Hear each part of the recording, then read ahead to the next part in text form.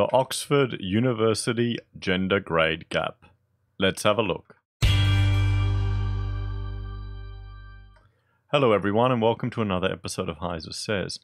I'd like to talk about this article about Oxford University, their classics degree, that's going to be overhauling to change the degree to boost the number of women, or female students, getting first. So I'm assuming that refers to first class honours or top of the degree. They want to boost the number of women getting firsts. Now, when I first encountered this article, I thought it was something written by The Onion. And it's sad now that Oxford, a well-known, reputable university, would be pandering to this type of pointless rubbish. And so let's have a read of this. One of Oxford University's oldest degrees is to be overhauled in a bid to boost number of female students getting top grades. Okay? They want to boost the number of female students getting the top grade. Classic Dons, who marked last year's exam paper, said the gender gap is very troubling, adding that it must be addressed as a matter of urgency. I don't understand why it must be addressed. When you're marking, okay, adding some commentary to this, when you're marking, you should not have anything to identify the student. Okay, you should just mark the work. You shouldn't have their name on the assignment. Maybe all it should be able to identify the student is a student number. That's to remove any bias you have in assessing the work. It's that simple. That's fair and equitable.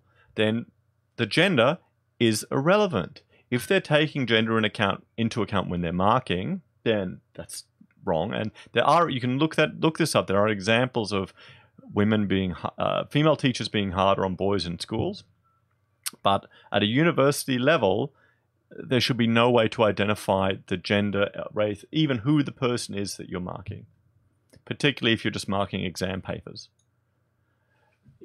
So let's get back to the article. More than double the number of men were awarded first-class honours in their finals last year than women, with 46.8% of men achieving the top grade compared to 12.5% of their female peers. Now, I'm just checking. This is the Telegraph, so it's not The Onion. This isn't The Onion. Okay, maybe it's because the blokes are just working harder. Shock, horror, gasp, or are more interested in studying this topic.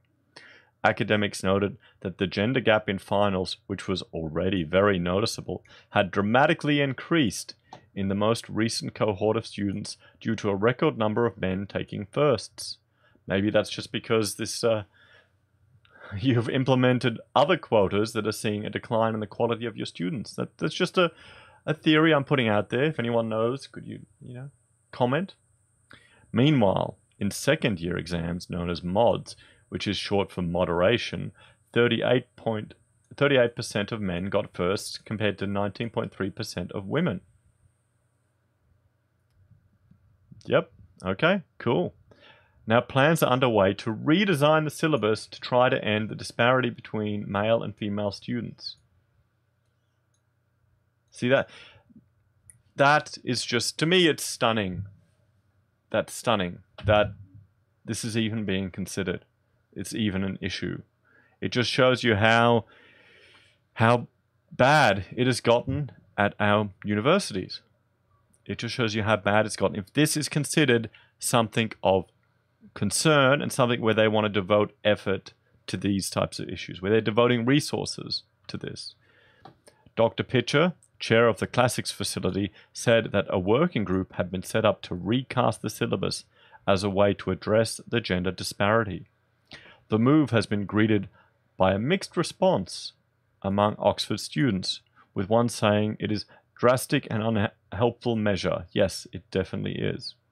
Oscar Wilde read greats at Oxford University.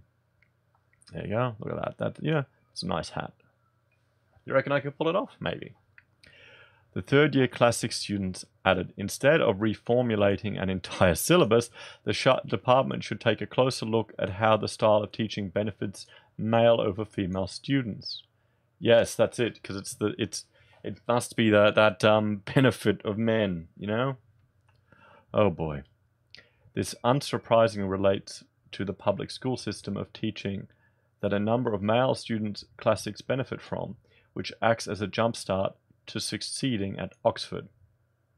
Now here, public school system, that for Australians, it's the private school system.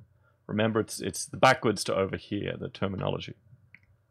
Alex Nash, another third-year classics student, said, reforming mods should focus on closing the gap between candidates who begin the course having A-levels in Latin and Greek and those who don't.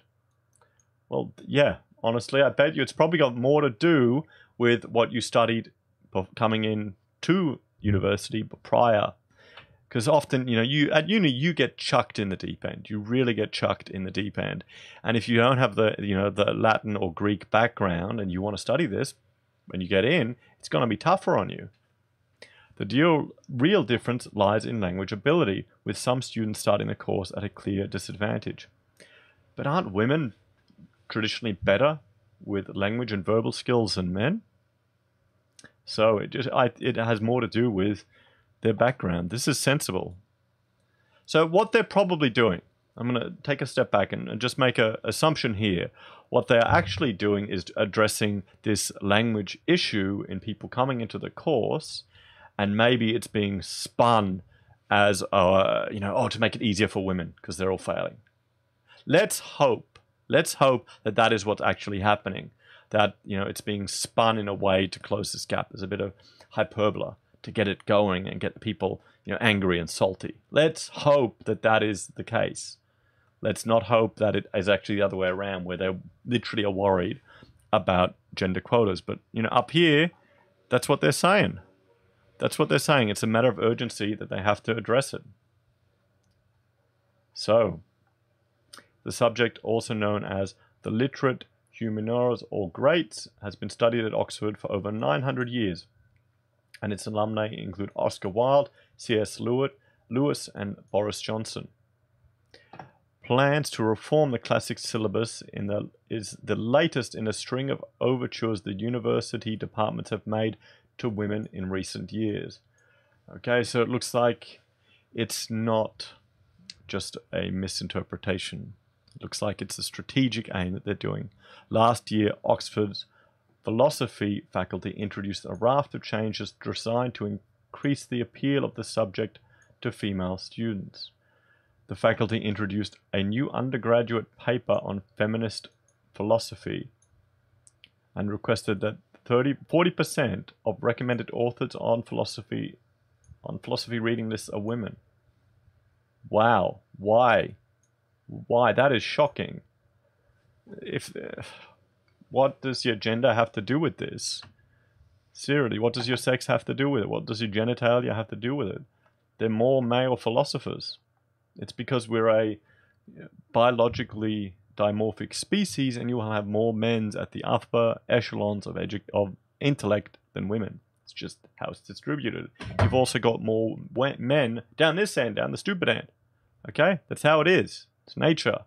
But sorry, we're in a post-nature reality now, aren't we? We're in this postmodern identitarian world where they're weakening our intellectual capacity as a civilization. I think these are just all little chips.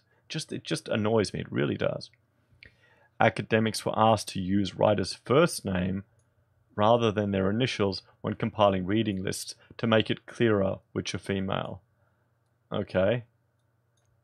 Yep. Anyway, I don't really care too much about that. Frankly, I can imagine it's convenient to find your reading lists. In 2017, Oxford introduced a take-home history finals paper as a way to boost results for female students at Oxford who are less likely to get a first-class degree in history than their male peers. A take-home? What's it? Is that what I think it is? Is that a test that you literally take home to do? Are you kidding? Students taking maths and computer science exams in the summer of 2017 were given an extra 15 minutes to complete their papers after Dons ruled that female candidates might be more likely to be adversely affected by time pressure. So this is sexual discrimination. I mean, they make these exams too long anyway. Honestly, if you're on top of it, you usually get through it with time to spare.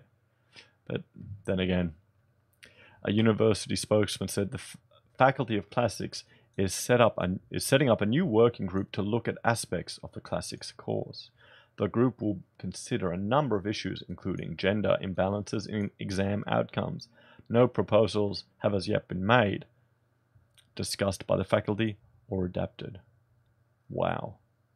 So, it looks like they are literally, get it, changing the syllabus of this course because there is a disparity in the outcome, the grades. They want more women to get higher grades. They want it to be even. So I thought it was just addressing a language issue that had been identified and then it was misinterpreted. But no, it looks like it is explicitly targeting women just for the sake that they're women. This is identity politics. This is at a university level. This is attacking a 900-year-old degree. 900 years old. That's older than a lot of countries on this planet. Just think about that. It's sad. It's concerning. It's worrying. It just shows you where universities are going. Maybe this is just a sign that universities are becoming less and less relevant. Today, in the modern world where I can get access to world-class lecturers from all over the world, some at universities, some at not, on my mobile phone. When I'm doing the dishes, I can listen to cutting-edge research on the keto diet, or I can listen to philosophy, or anything that we need. We're in a wonderful age where we've got access to information. We don't need these gatekeepers anymore. We just need to make sure that our freedoms on the internet are maintained and protected. Guys, let me know what you think. Do you think this is a bunch of feminist hoo-ha? Do you think it'll even make a difference? Do you think it's just because the men work harder at university and are more interested in these topics? Let me know what you think. Please like, share, and subscribe. Ding the bell for my daily updates, and I will see you all again tomorrow. Bye for now.